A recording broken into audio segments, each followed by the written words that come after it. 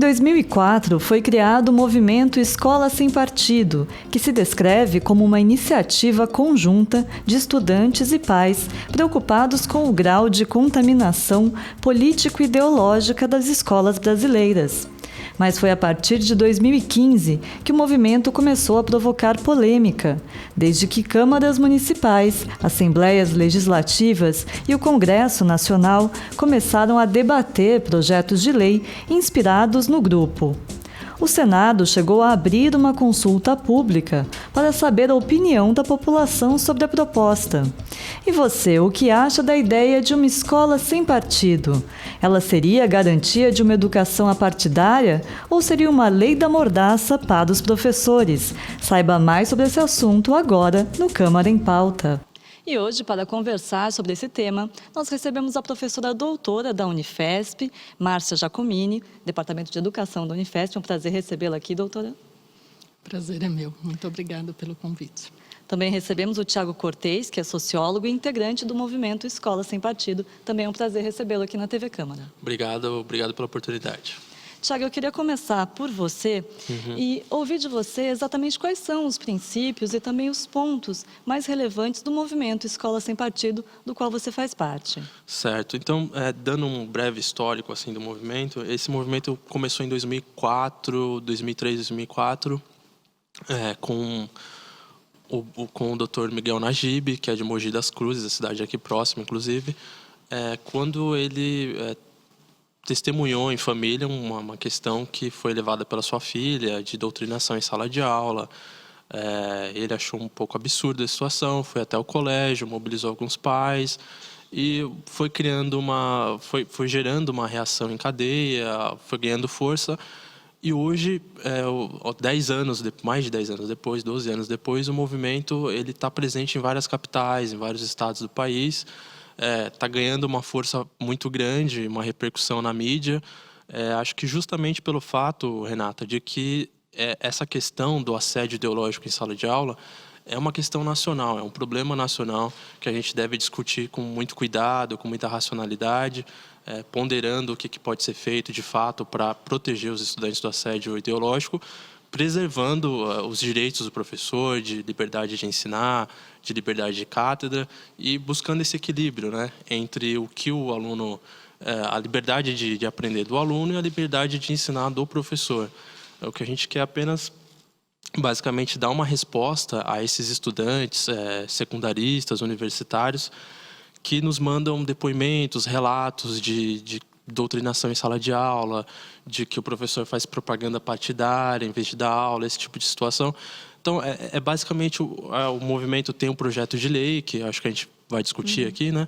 E esse projeto de lei está sendo discutido na Câmara, com a presença de professores, pedagogos, especialistas, e a gente quer chegar num entendimento sobre o que pode ser feito a esse respeito.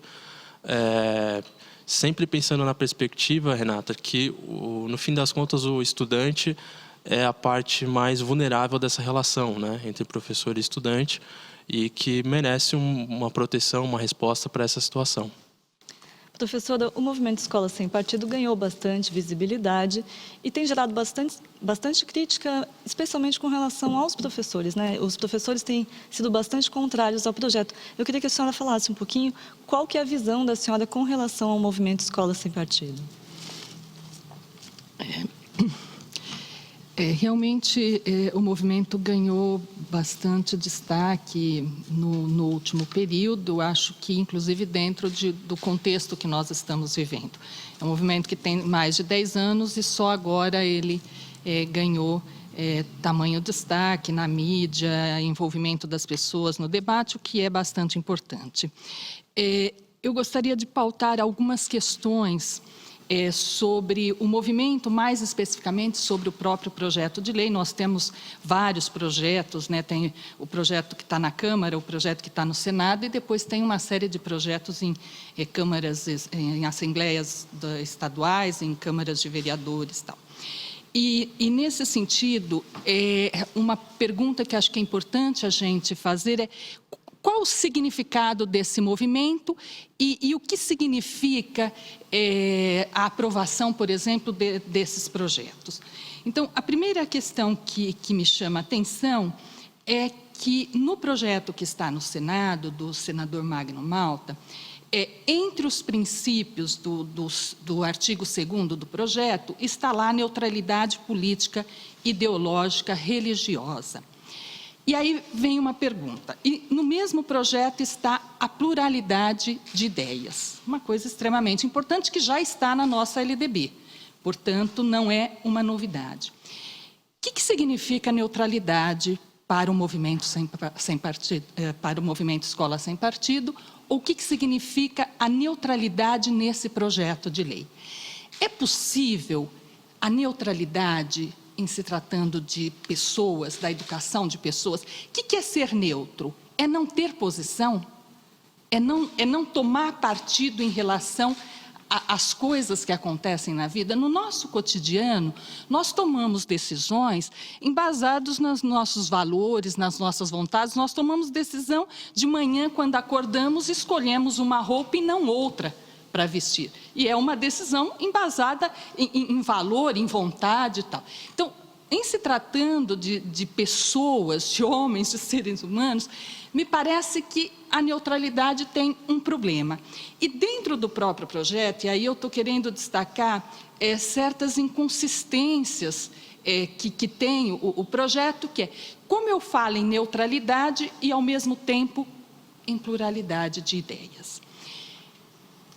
A ação educativa, o processo educativo, não dá para falar em neutralidade num processo educativo. O ato de educar, o processo de educar, não existe neutralidade no ato de educar.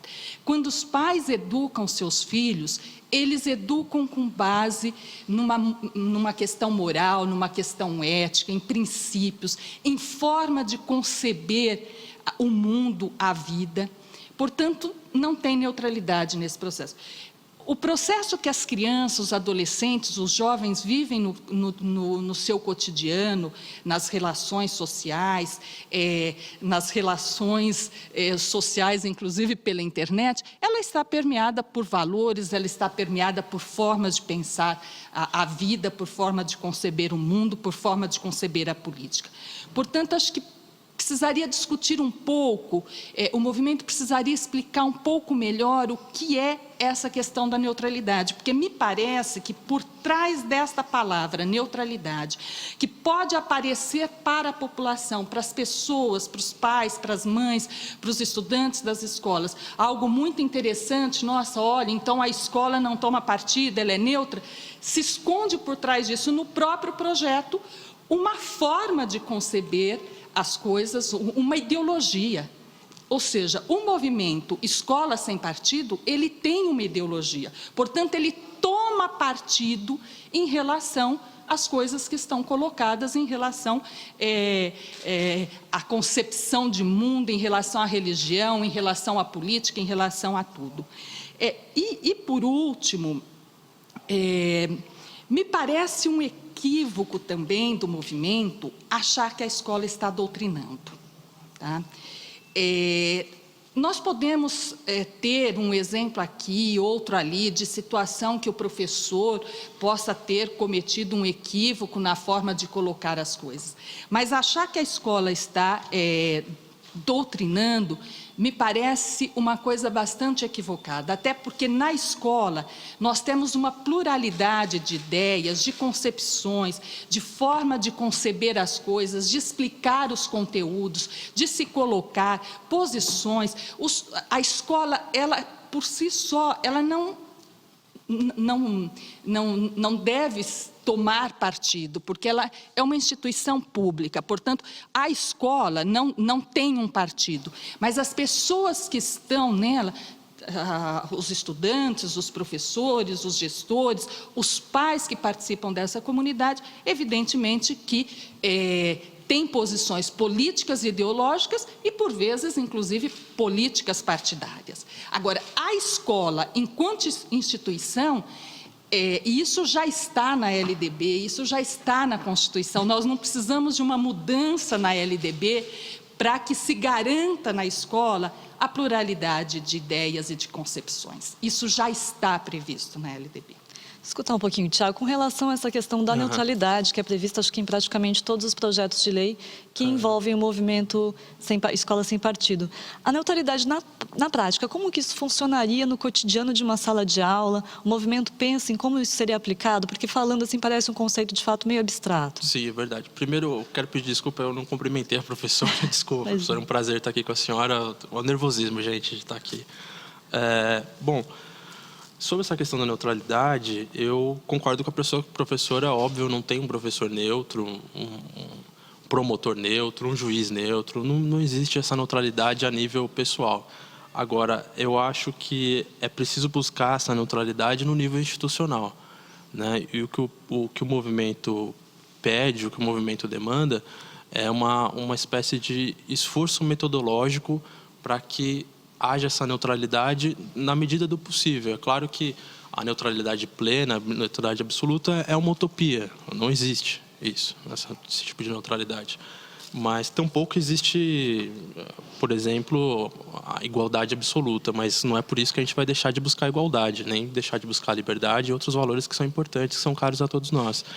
Mas, em relação especificamente a essa fala da professora, da neutralidade, o pluralismo, de como que se dá essa relação, quer dizer, a gente busca o ensino plural e ao mesmo tempo neutro, de fato pode parecer inconsistente, mas são princípios que estão consagrados na Constituição e eles se traduzem da seguinte maneira, para traduzir para as pessoas que vão assistir esse vídeo, na verdade significa que o professor, como agente público, como agente do Estado, o professor dentro da sala de aula, fora da sala de aula, ele tem todo o direito de se expressar politicamente, ideologicamente, preferências partidárias dele podem ser manifestadas.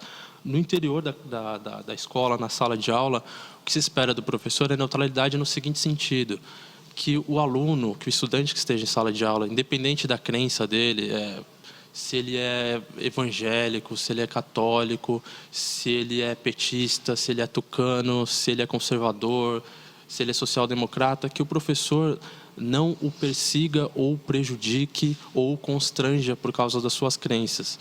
É mais ou menos como o princípio de isonomia que todos os agentes públicos precisam seguir. Quer dizer, se eu sou um juiz, se eu sou um promotor que simpatiza com um determinado partido ou uma determinada corrente ideológica, eu não posso usar o meu cargo, fazer uso do meu cargo para trabalhar uma agenda que é do meu partido, do meu grupo ideológico ou político. Eu devo ser isonômico, quer dizer, eu tenho que ser, na medida do possível, neutro. É claro que não existe a neutralidade absoluta, de fato, mas quando se fala da neutralidade no ambiente escolar, a gente quer dizer isso, quer dizer que o estudante esteja preservado nas suas crenças, o estudante que de repente discorda do seu professor em algum ponto de vista político, ideológico, que tem uma crença religiosa. Quer dizer, o professor que é cristão não pode catequizar um aluno que é ateu. E um professor que é ateu não pode tentar fazer o contrário com um aluno que é cristão. Então, quer dizer, é nesse sentido que a gente pensa a neutralidade. E o pluralismo entra nisso da seguinte maneira. Quando você vai tratar de uma questão controversa ou polêmica na sala de aula, que você ofereça ao aluno a oportunidade de conhecer o outro lado. Então, quando a gente vai discutir, por exemplo,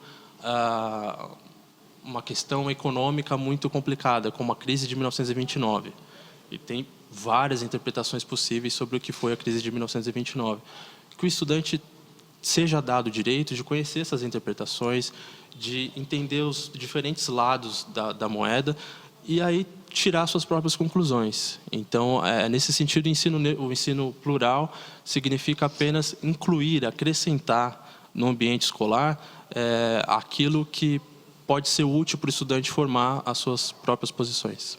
Tá certo, a gente vai fazer um pequeno intervalo, mas daqui a pouquinho a gente volta falando mais sobre o movimento Escola Sem Partido aqui no Câmara em Pauta. A gente volta daqui a pouquinho.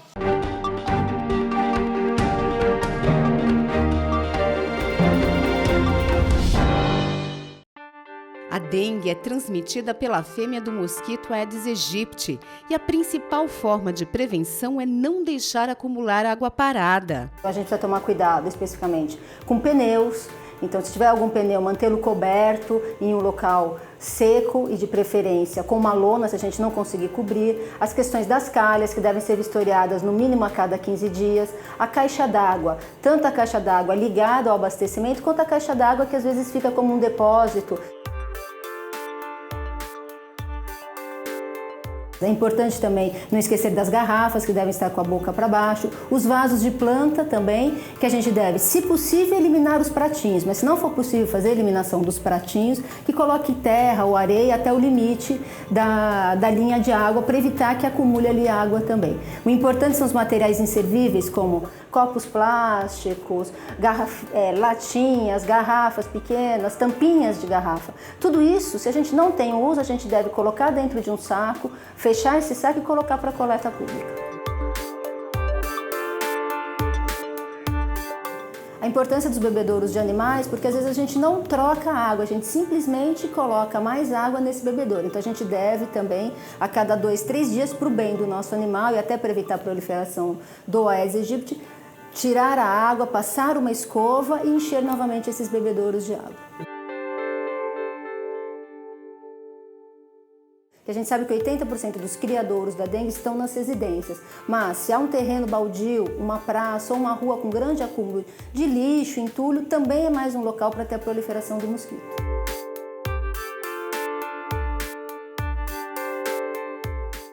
Todo dia é um dia de você olhar a sua casa, um dia de orientar alguém. Se você estiver vendo algum local que tem algum criador, avisar a prefeitura. Mesmo que nós já saibamos as principais questões da dengue e como evitá-las, a gente vai conseguir trazer um novo olhar sobre isso. Se você tiver dúvidas sobre a identidade do agente, ligue para a Prefeitura no telefone 2472-5070.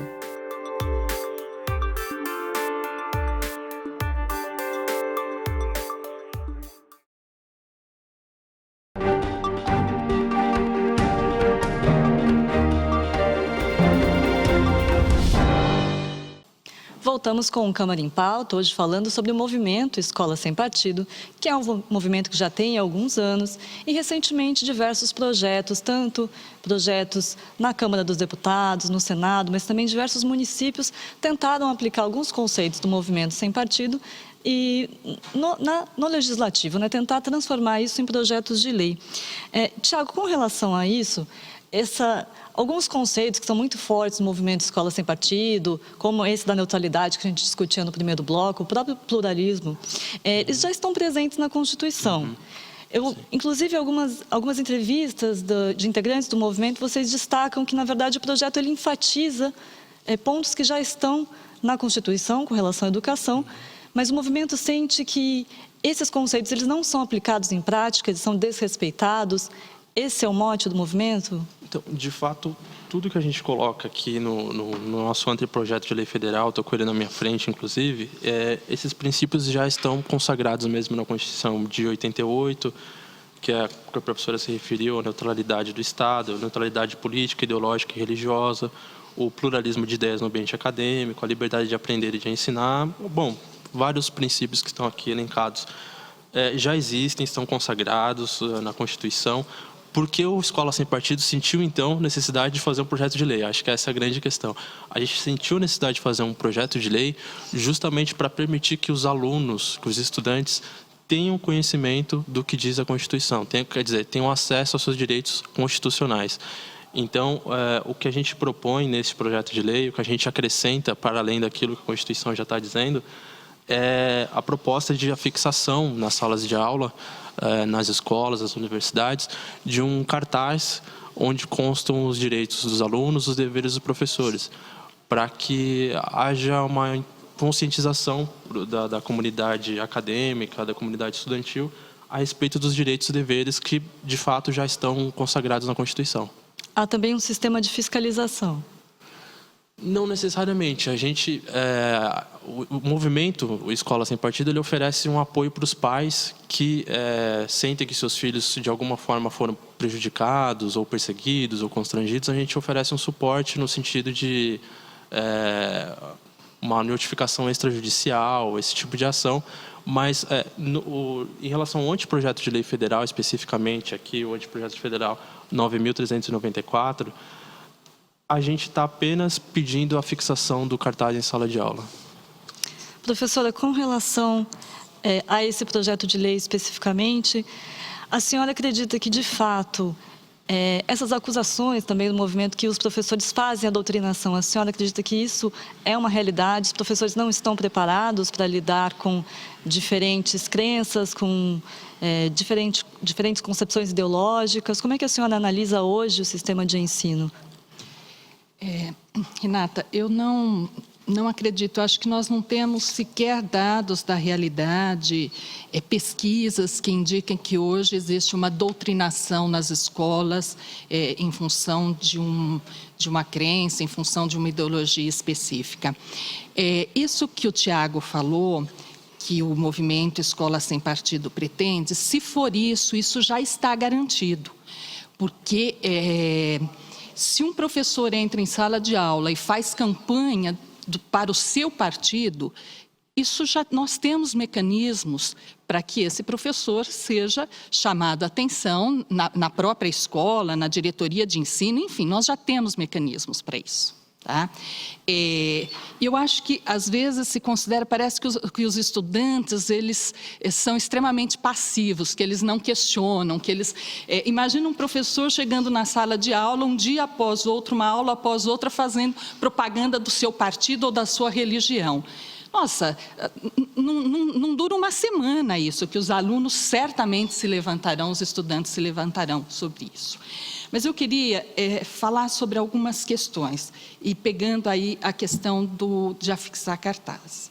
Gente, Tiago, isso é um retrocesso em relação ao que nós temos hoje. Nós temos uma LDB que diz o seguinte: os pais, os estudantes, eles devem participar junto com os professores, com os gestores da escola, da formulação do projeto político-pedagógico da escola. Então, já está garantido o dinheiro deles participarem, deles discutirem isso.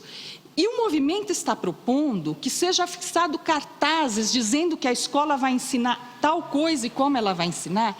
Quer dizer, nós estamos retrocedendo aquilo que já está colocado na LDB, aquilo que foi uma conquista, inclusive da sociedade, em termos de uma compreensão de que a participação dos estudantes e dos pais ela é fundamental no processo educativo. Então, acho que isso muito complicado. Acho que não tem sentido afixar cartazes. E afixar cartazes para os alunos saberem que será ensinado isso e dessa forma. Por que não convidarmos os alunos e os pais para discutir como vamos ensinar, o que vamos ensinar e montar, então, esse projeto político-pedagógico conjuntamente? E isso já está garantido na LDB. Vamos retroceder? É isso que o movimento Escola Sem Partido está propondo? É isso que está propondo o projeto de lei? Tiago, com relação a essa construção conjunta, como é que o movimento vê? Bom, vou começar do começo, da questão dos dados da doutrinação nas escolas. A gente recebe centenas de depoimentos por semana no nosso site. Eu queria, inclusive, divulgar aqui, programa escolasempartido.org, sem um BR. Obrigado. Se os estudantes daqui de Guarulhos também quiserem participar, conversar com a gente e tal, a gente recebe centenas e centenas de depoimentos. Claro que a gente não consegue ter uma abrangência empírica nacional do significado disso em termos de porcentagem, de abrangência na sala de aula das escolas e das universidades. Mas acho que uma prova de que isso é uma realidade nacional é o fato de que isso virou um assunto nacional.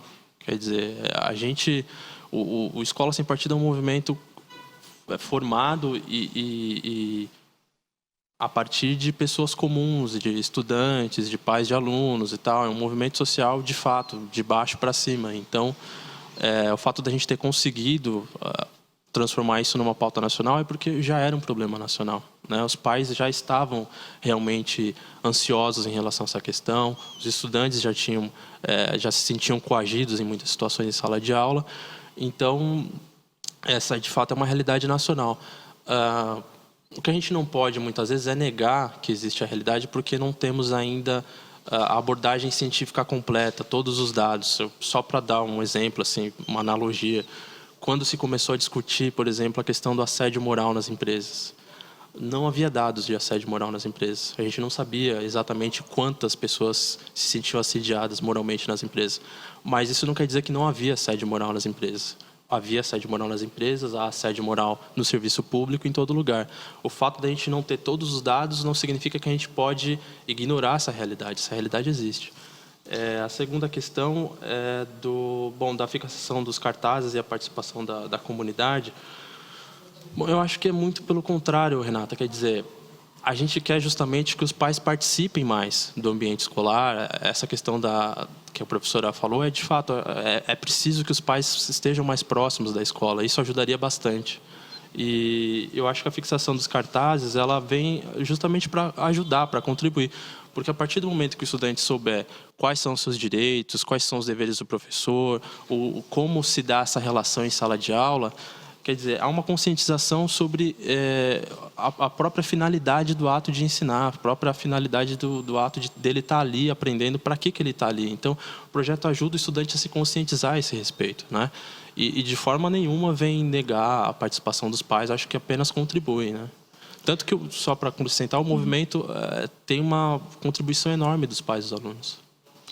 Professora, com relação ainda a essa participação dos pais na elaboração de um projeto pedagógico, há um limite também, porque, de forma geral, os projetos eles prevêem que o ensino não poderá entrar em conflito com convicções morais, pessoais dos pais ou dos representantes dos alunos. Como dosar essa relação entre o que é necessário ser ensinado e a visão dos pais? Como conciliar tudo isso? Qual que seria o ideal?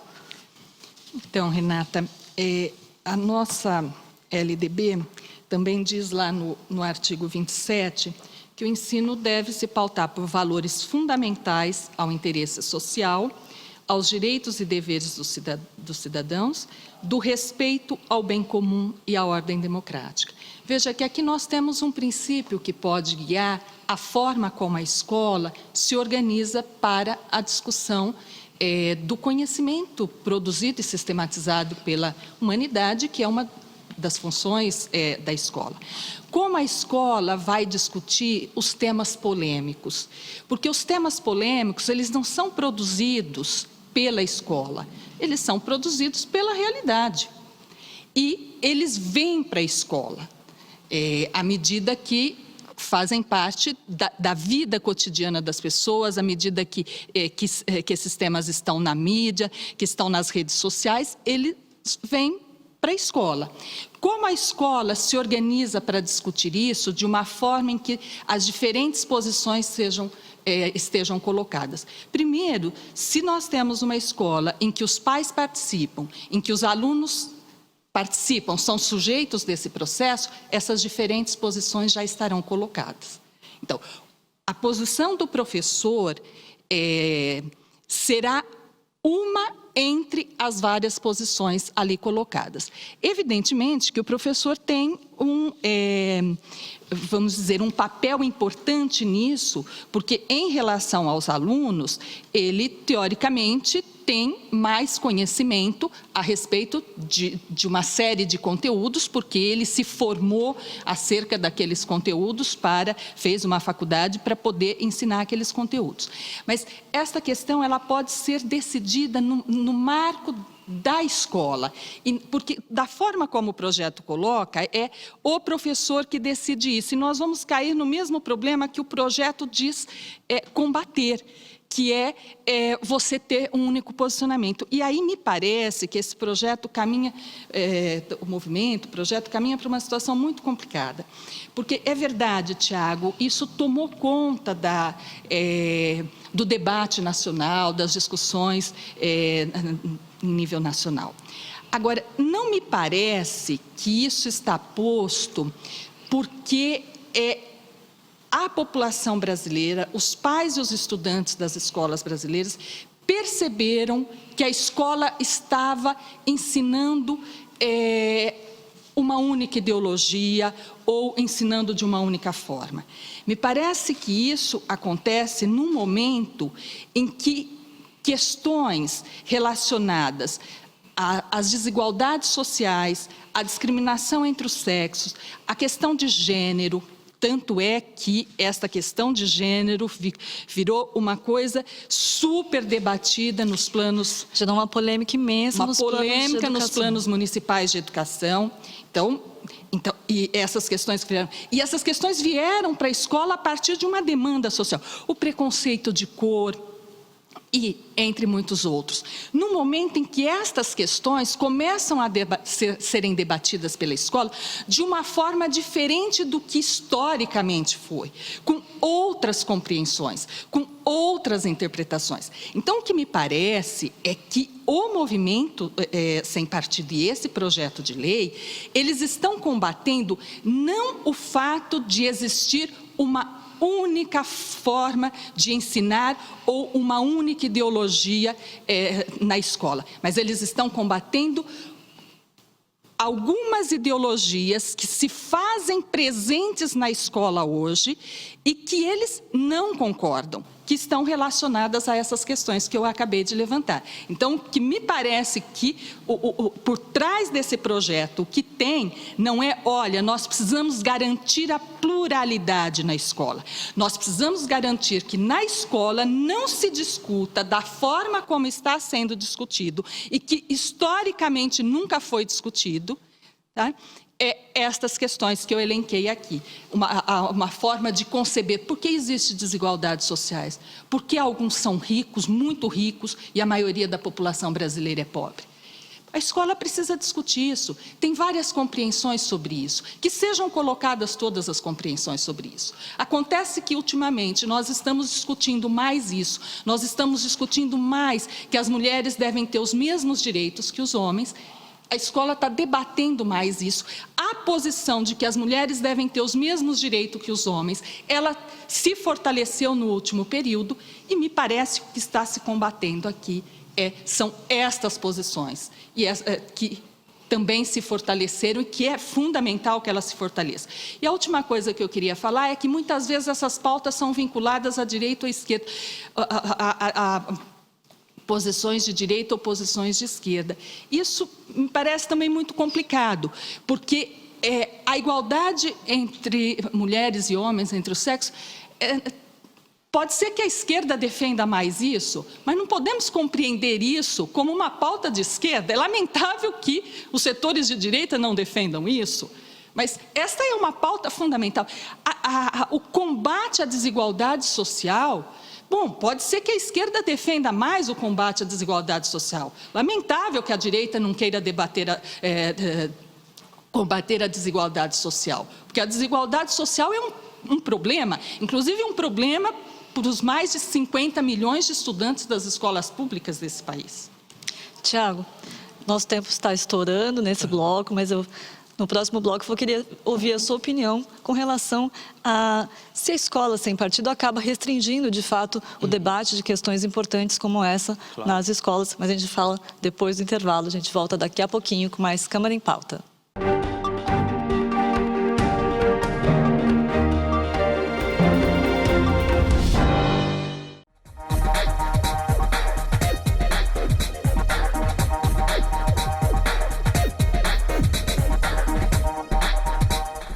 A Câmara Municipal de Guarulhos acredita num mundo melhor e mais igual. E a igualdade de direitos passa por cidadãos democraticamente bem informados. Para que a informação chegue realmente a todos, a Câmara aposta na inclusão. A transmissão das sessões conta com o apoio de um intérprete de Libras, a língua brasileira de sinais. Assim, o deficiente auditivo também pode acompanhar tudo o que acontece na política da cidade e exercer, de fato, o papel de cidadão. TV Câmara Guarulhos, o canal da cidadania. Você que acompanha a programação da TV Câmara Guarulhos, sexta-feira tem Câmara em Pauta inédito para você. Então já sabe, depois do Jornal da Câmara, o Câmara em Pauta traz parlamentares e especialistas nos mais diversos assuntos relevantes à nossa cidade. Então não perca, tá aqui o nosso convite. Câmara em Pauta, sexta-feira na TV Câmara Guarulhos, o canal da cidadania.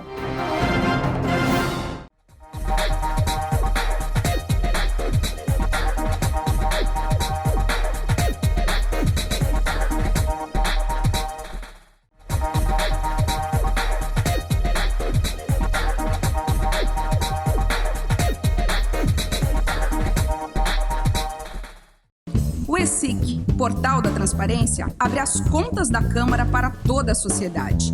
Nele, você encontra as informações sobre o orçamento da Câmara, a receita e as despesas detalhadas. Após um rápido cadastro, você tem acesso a todas as informações.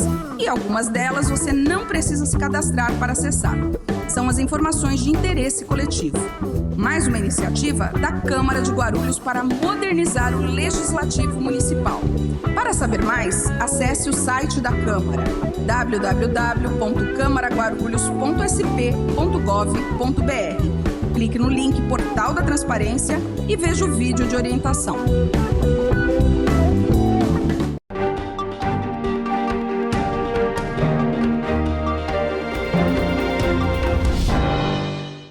Voltamos com o Câmara em Pauta, hoje debatendo o movimento Escola Sem Partido. Para isso recebemos o integrante do movimento, também sociólogo, que é o Tiago Cortez, além da professora Márcia Giacomini, que é professora doutora aqui da Unifesp, especialista em educação.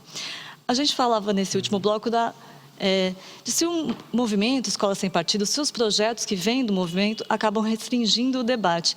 Os projetos eles são bastante diversos, eles têm bastante pontos em comum, mas eles também têm alguns detalhes que são diferentes de um projeto para o outro. Se a gente pegar aqui, tem o projeto do deputado Isalci, que está na Câmara, temos o projeto do senador Magno Malta, eles têm algumas diferenças. Só para citar uns detalhes, mas os dois têm essa questão da neutralidade, também do pluralismo, mas eles têm algumas vedações propostas. Eu queria falar um pouquinho sobre essas vedações, que acho que está um pouquinho em consonância com o que a professora falava, com relação às vedações. São vedadas em sala de aula a prática de doutrinação política, ideológica, bem como a veiculação de conteúdos ou a realização de atividades que possam estar em conflito com as convicções religiosas ou morais dos pais e responsáveis. Já no outro projeto do senador Magno Malta, ele enfatiza que o poder público não entrará na questão da opção sexual dos alunos, nem permitirá qualquer prática capaz de comprometer, precipitar ou direcionar o natural amadurecimento e desenvolvimento de sua personalidade, em harmonia com a respectiva identidade biológica de sexo, sendo vedada especialmente a aplicação dos postulados da teoria ou ideologia de gênero. Ele entra um pouquinho naquela questão que gerou bastante polêmica nos planos de educação. Eu queria saber do movimento se essas vedações, o movimento também apoia esse tipo de vedação e se vedar um tema como esse não entraria um pouco em conflito com esse pluralismo que o próprio projeto preconiza. Certo, bom. Essa questão, eu não estou com o do Isalci aqui, nem acho que do Magno, só do Isalci é aquele primeiro que não fala de ideologia de gênero. Mas, enfim, todos esses artigos desse projeto de lei decorrem têm a mesma origem, digamos assim, que é a Convenção Americana sobre Direitos Humanos. O Brasil é signatário da Convenção Americana de Direitos Humanos, portanto, ela tem força de lei no país, né, desde 1992, e no seu artigo 12, inciso 4, a Convenção Americana sobre Direitos Humanos diz o seguinte, eu vou ler literalmente aqui o que ela diz, entre aspas: os pais, e quando for o caso, os tutores, têm direito a que seus filhos e pupilos recebam educação religiosa e moral que esteja de acordo com as suas próprias convicções. Então, esse é um direito dos pais, consagrado pela nossa Constituição, pela Convenção Americana de Direitos Humanos, que é simplesmente um mecanismo de defesa dos pais, de defesa dos filhos das pessoas, de proteção dos filhos das pessoas. Significa apenas que, no que diz respeito ao conteúdo moral, aquilo que possa ser entendido como uma discussão que deve ser travada entre um pai, um filho, uma mãe e uma filha, que os pais têm o pleno direito de protagonizar esse processo. E não um professor, não um burocrata, não um agente do Estado. É o pai e o filho. Essa é a relação que está protegida pela Convenção Americana de Direitos Humanos, eu acho que está protegida pelo bom senso. Quer dizer, é óbvio que o pai que deve protagonizar essa relação, uma relação de transmissão de conhecimento moral, de transmissão de valores, de discussão sobre certos temas. O Estado não pode interferir nisso. Essa é uma esfera que está fora do alcance da burocracia estatal. É tão evidente isso que está na Convenção Americana de Direitos Humanos. Agora, sobre a outra, isso, só para deixar claro, Renata, a gente cita isso no projeto de lei de escola sem partido, no projeto federal, mas as pessoas acham assim, o escola sem partido está dizendo... Não, a gente está reproduzindo aqui literalmente o que diz a Convenção Americana. Agora, essa questão que a professora pontuou das questões sociais, como, por exemplo, a discussão de gênero, né? Que é uma celeuma e tal. Escola sem partido não é contra a discussão da temática de gênero nas escolas. Muito pelo contrário, a gente quer que essa discussão seja dada com uma abordagem científica. Quer dizer, como deve ser qualquer assunto dentro da sala de aula, com uma abordagem científica, de você discutir as premissas, as conclusões, a questão de o que faz, quais as diferentes interpretações sobre aquilo. Então, por exemplo, na questão de gênero, a gente deve discutir a temática de gênero, mas pensando contestar as premissas, pensar as premissas. Por exemplo, que o gênero sexual é uma construção social. Ora, essa é uma afirmação que pode ser contestada. Então, quer dizer, a gente tem que discutir essa temática de gênero, abrindo espaço para o outro lado dizer, será que é realmente uma construção social? Eu, por exemplo, sou da área de sociologia, tenho muitos amigos que acham que isso é uma verdade, outros acham que não. Tenho amigos das ciências exatas, das ciências biológicas, principalmente, que acham isso um completo absurdo. Quer dizer, você reconstruir a sua identidade de acordo com o que você quiser. A criança pode acordar um girassol e querer que todo mundo a trate como um belo girassol. Isso não faz o menor sentido. Então, para algumas pessoas faz sentido, para outras não. Então, tem que se abrir o debate de fato e não trazer ideias prontas num pacote ideológico. Então, no caso, só para até ficar mais claro, esse projeto do senador que evita o debate, não é isso que defende o movimento Escola Sem Partido. Vocês defendem o debate, não a imposição, seria isso? Então, o que acho que o senador colocou no projeto dele, eu infelizmente não trouxe aqui o projeto, mas o que o senador coloca, que eu acho que o Isalci também colocou com outras palavras, é justamente isso, quer dizer, que você faça da sala de aula um ambiente de discussão livre, de discussão saudável, sem que primeiro você agrida esse direito que os pais têm de serem responsáveis pela educação moral dos seus filhos. E, em segundo ponto, é que esse debate aconteça com uma abordagem científica, porque se a gente for discutir todas as teorias, sem pensar na abordagem científica, então, quer dizer, todas as premissas são aceitas, então vamos discutir criacionismo, horóscopo, dinossauros na Arca de Noé, então vale tudo. Então não vale tudo, tem que haver uma abordagem científica. Professora, a sua opinião com relação a isso?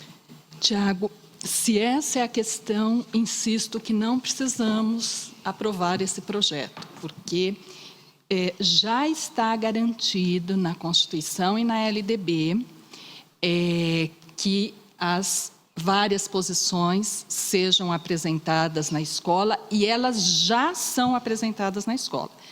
Inclusive, a ideia de que a questão de gênero é uma construção social, ela é menos presente na sociedade, menos aceita na sociedade e nas escolas, que a ideia historicamente aceita e construída de que, bom, existem homens e mulheres e que isso está definido pela questão da sexualidade. Então, acho que, se é isso, já está garantido. Vá a uma escola e verifique como isso está sendo discutido. Pergunte aos professores de uma escola qual é a posição deles sobre isso. Você verá que teremos diferentes posições sobre isso na escola. E no debate, isso certamente estará colocado. E também os alunos trarão essas posições e os pais também. eu acho que tem um problema que eu queria insistir nesse projeto, inclusive um projeto que não preze, não coloca a questão do respeito à liberdade, o apreço à tolerância, num contexto em que isso é fundamental. Eu acho que deveria ser um valor da escola, da educação e tal. Mas eu queria voltar um pouquinho na questão da doutrinação. O que exatamente o movimento Escola Sem Partido está dizendo com doutrinação? Por exemplo, um professor que não faz uma análise crítica da ditadura militar, civil-militar, em sala de aula. Ele está fazendo doutrinação? E o professor, se ele defender a ditadura civil e militar, ou fazer toda uma interpretação super favorável à ditadura civil e militar que nós vivemos aqui no Brasil, ele está fazendo doutrinação? E o professor que discute o machismo na sala de aula, que traz a questão do machismo e traz uma forma de conceber isso, ele está fazendo doutrinação? O professor que traz a questão das minorias para discutir, e traz, evidentemente, ele traz uma forma de interpretar, o livro didático traz outra. Isso é doutrinação? Porque nós podemos cair numa questão muito séria sobre isso, porque o projeto diz que precisa ter um canal de comunicação do MEC com o MEC e com as secretarias de educação. E aí eu pergunto, esse canal de comunicação para os pais fazerem denúncia ou fazerem reclamações, como é que exatamente as secretarias de educação e o MEC vão analisar isso? Isso não ficaria à revelia do governo que estiver de plantão, que, com base na sua forma de conceber, na sua ideologia, pode decidir que tal atividade do professor se configura como uma doutrinação? Isso não fere o princípio do projeto, a própria questão que o projeto coloca, que é o pluralismo de ideia no ambiente acadêmico? Então, veja que a gente tem assim, uma série de contradições que estão colocadas no projeto e que eu não acho que essas contradições elas sejam frutos, Tiago, só de algo assim, olha, de fato precisa rever o projeto, acertar aqui ou não. É que eu acho que o projeto, em nome de uma chamada neutralidade, ele tenta esconder, escamotear a que de fato ele veio. E ele vem para fazer um cerceamento das discussões e da possibilidade da escola. E tem uma coisa no projeto que é gravíssima, por exemplo, dizer que a questão moral, não se faz ciência sem ética, sem moral. Ciência e conhecimento, a discussão ética e moral, a problematização ética e moral, ela está presente, Tiago, no fazer a ciência, na produção de conhecimento.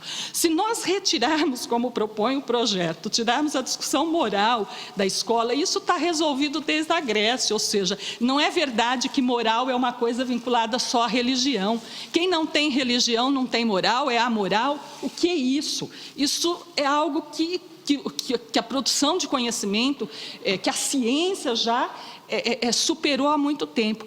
Quando o projeto diz que precisa tirar da escola todas as discussões morais, está propondo tirar a ciência da escola? Está propondo tirar o conhecimento da escola? Eu acho que a gente precisa ir um pouco, Tiago, nessas questões, porque por trás de cada frase que está nesse projeto, de cada justificativa, de como ele foi elaborado, tem intencionalidades, tem uma ideologia, tem uma forma de conceber o mundo. Então, não adianta dizer aqui, olha, nós queremos garantir na escola que todas as posições sejam colocadas, sejam discutidas. Isso já está garantido pela legislação nacional. Não precisamos fazer outra, tampouco mudar a legislação que está aí. Então, precisa dizer claramente o que se quer. E me parece que o que se quer eu poderia dizer algo assim: o que o movimento Escola Sem Partido quer não é uma escola sem partido, é uma escola com um único partido, com uma única forma de pensar, com esta forma de pensar, que é a forma de pensar do movimento Escola Sem Partido. E o exemplo disso é que quer transformar um programa de um movimento num projeto de lei.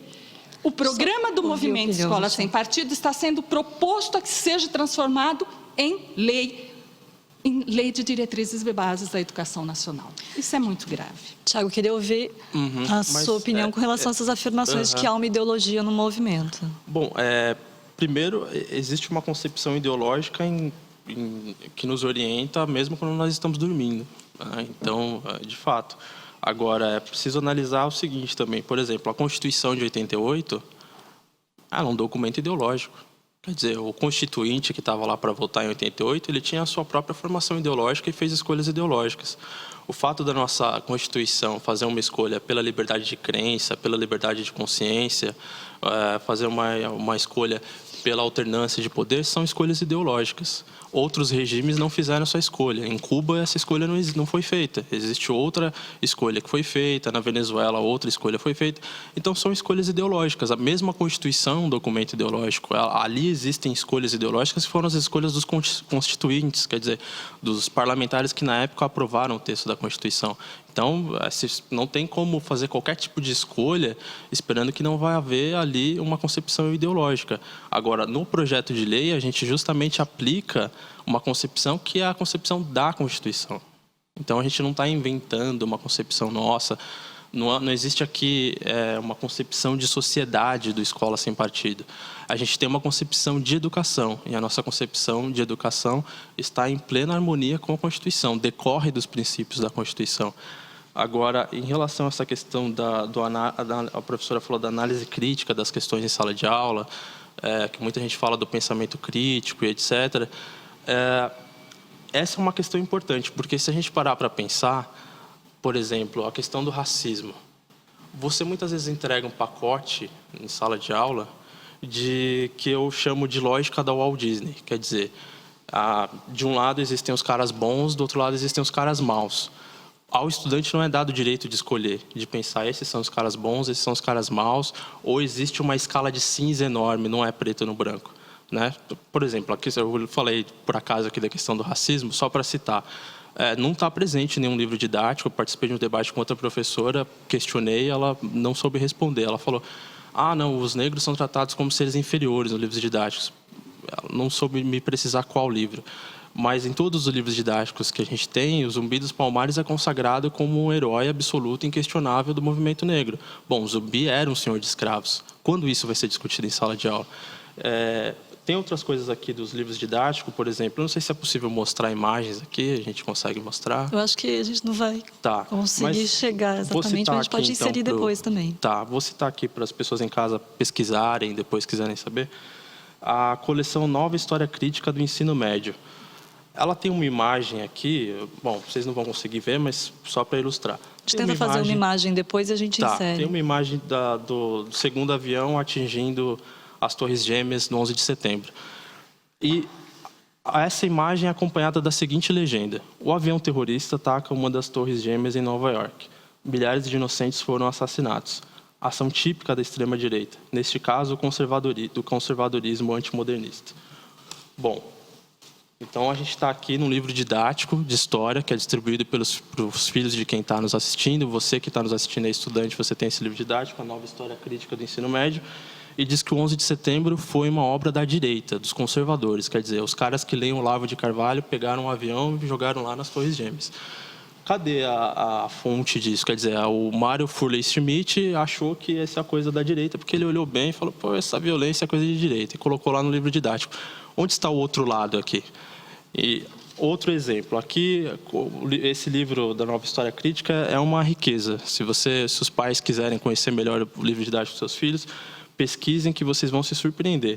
Ele apresenta Mao Tse-tung dizendo o seguinte no livro didático. Fui um grande estadista e comandante militar, de fato. Escreveu livros sobre política, filosofia e economia. Praticou esportes. Amou inúmeras mulheres e por elas foi reconhecido. Escreveu poesia, não sei o que lá.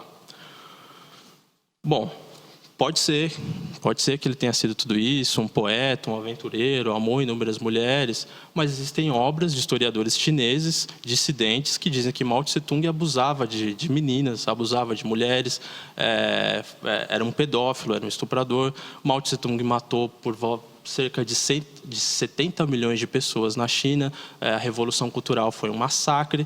E cadê isso no livro didático? Então, muitas vezes, o que se chama de pensamento crítico, que os professores chamam de pensamento crítico, não passa de pensamento único, porque cadê o outro lado representado nessas discussões? Então, o pensamento crítico pressupõe que o aluno tenha direito a tomar suas próprias posições com base no acesso a diferentes interpretações sobre o mesmo fato histórico. E, além de tudo, pressupõe autocrítica. E autocrítica, para pessoas que colocam a sua própria ideologia num livro didático, não existe. Nosso tempo está praticamente esgotado, eu só queria passar para as considerações finais. Professora, muito obrigada pela sua presença. Se a senhora quiser fazer um pequeno adendo com relação a essa última fala do Tiago, esses livros que ele citou, que mostrou para a gente, a senhora também pode fazer. Já peço para que a senhora faça suas considerações finais. Renata, não vai dar para a gente discutir a questão dos livros.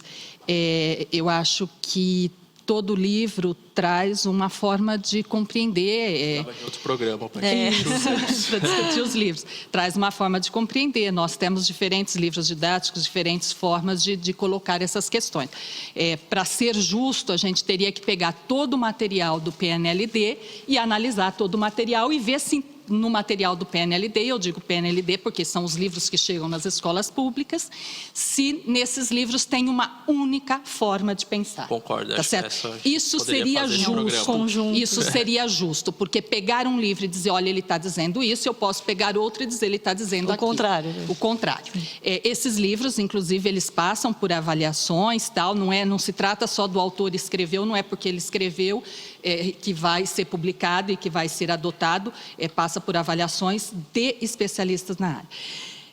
Eu queria só dizer uma coisa para terminar, porque eu penso que a aprovação desse projeto ele significa um retrocesso naquilo que nós avançamos até o momento em termos tanto da Constituição como da LDB. Insisto com o Tiago que se o projeto vem reafirmar o que está na Declaração dos Direitos do Homem, o que está na Constituição, tal, nós não precisamos aprovar o projeto. Mas eu tenho uma compreensão que esse projeto ele significa um retrocesso à democracia, à formação para a cidadania, que ele sequer toca nisso, ao pluralismo de ideias, que ele toca, mas eu acho que a aprovação, tal como ele está, significa isso, e, consequentemente, ele é um serviço ao desenvolvimento. Eu acho que nisso a gente precisa prestar atenção ao desenvolvimento da ciência e do conhecimento no nosso país. E como eu já falei antes, toda ciência, todo conhecimento pressupõe a problematização de questões éticas morais. Se nós tirarmos isso da escola, nós estaremos tirando necessariamente a ciência e o conhecimento da escola. E, portanto, a escola não terá sentido. Ela não será só sem partido. Ela será sem a essência daquilo que é a escola, que é o processo educativo. Tiago, também queria agradecer a sua participação e pedir para que você fizesse as suas considerações finais. Bom, eu vou dizer para a professora, para vocês, que eu topo vir aqui para discutir só livro didático, se vocês quiserem fazer essa discussão, porque é outro tema à parte, né? A gente está dentro do movimento, cada vez mais essa questão do livro didático tem aparecido. Então, a gente pode fazer uma discussão aqui sobre os livros didáticos. É uma discussão muito ampla, a gente não consegue tocar em todos os pontos. Não dá para discutir aqui. E em relação a esse livro que eu citei aqui, do Nova História Crítica, do professor Mário Fuller-Schmidt, para vocês verem que não é uma questão de partido ou de esquerda versus direita. Esse livro foi aprovado em 1998 pelo ministro Paulo Renato de Souza, do governo FHC. Ele introduziu isso aqui na educação. Isso aqui é um lixo ideológico. Foi introduzido pelo governo FHC. Então, não é uma questão partidária, eu não tenho filiação partidária, os membros do movimento não se importam com isso, tem quem tem a sua filiação, mas o que a gente quer é, de fato, a imparcialidade e a isonomia. Se tiver um livro didático puxando a sardinha para o PT, para o PSDB, para a esquerda e a direita, isso tem que ser revisto. E eu acho que essa é uma discussão muito válida, a gente discutir quais são os critérios técnicos para que se aceite o livro didático, até porque esse livro aqui foi abrigado pelo MEC. Na época do Paulo Renato de Souza, foram 10 milhões de cópias entregues nas escolas. Quer dizer, não é brincadeira. Toda uma geração foi formada de acordo com o viés ideológico do autor, que não foi dada a opção do estudante de conhecer o outro lado. Se o professor não falou outra coisa, mas pelo que a gente recebe de depoimentos, o professor veio reforçar o que era dito no livro didático.